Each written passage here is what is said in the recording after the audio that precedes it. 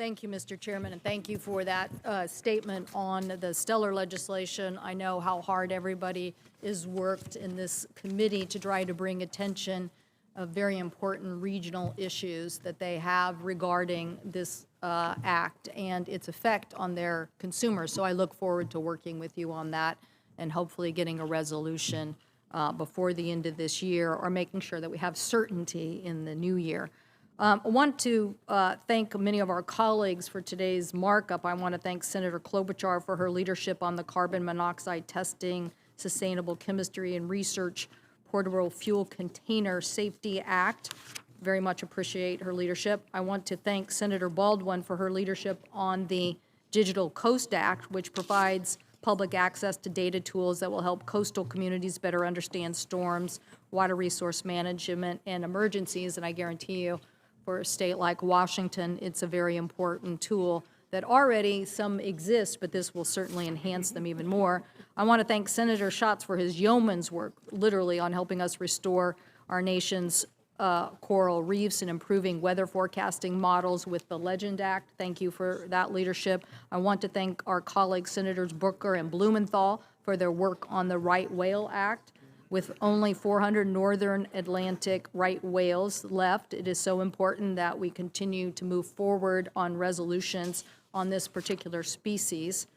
And I'm particularly pleased to see the NASA reauthorization on this markup, and I appreciate the hard work that went into getting this bill ready. I certainly want to thank our colleagues, Senators Cruz and Sinema, for their hard work and leadership as it relates to this legislation.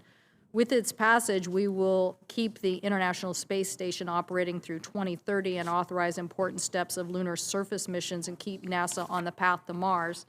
This time, women will be included at every step of the lunar exploration program, something that we're excited to see and believe it's been long overdue.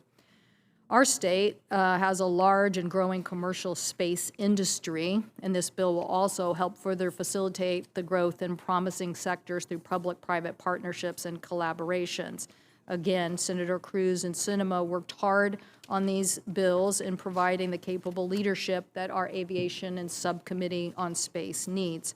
But within this bill, there's also great work by our colleague, Senator Duckworth, on toxic chemical cleanup, Senator Markey on non-pollutants of nuclear materials, Senator Peters on planetary defense, Senator Utah on commercial satellite communications, and Senator Blumenthal regarding spacesuits. So everybody in the committee played a very valuable role in getting this NASA legislation before us.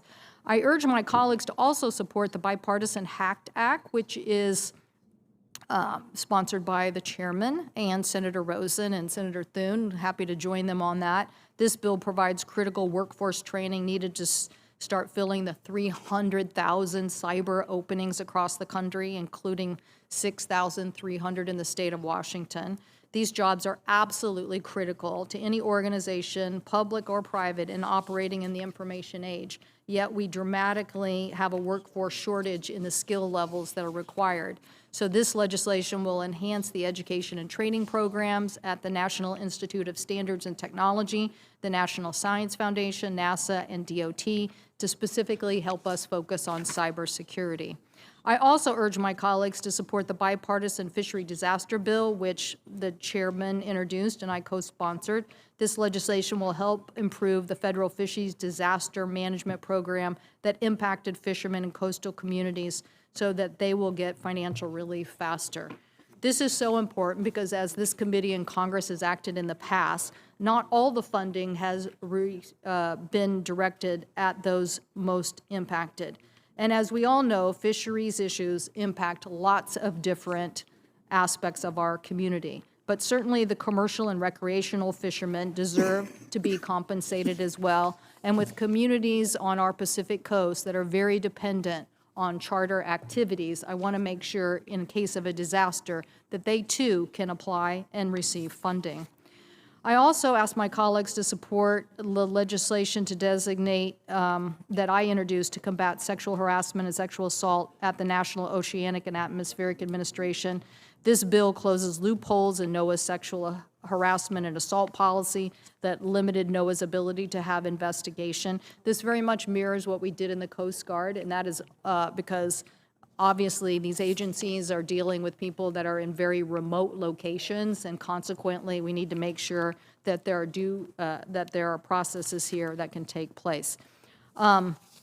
Mr. Chairman, I'll save the rest of my comments about the rest of the legislation. I'm pleased to keep working with Senator Sullivan and Blumenthal and Schatz on the Save Our Seas Act, and I strongly urge our committee to keep working with various people on that legislation. Happy to support the majority of the nominations today. I won't be supporting Mr. Rokita.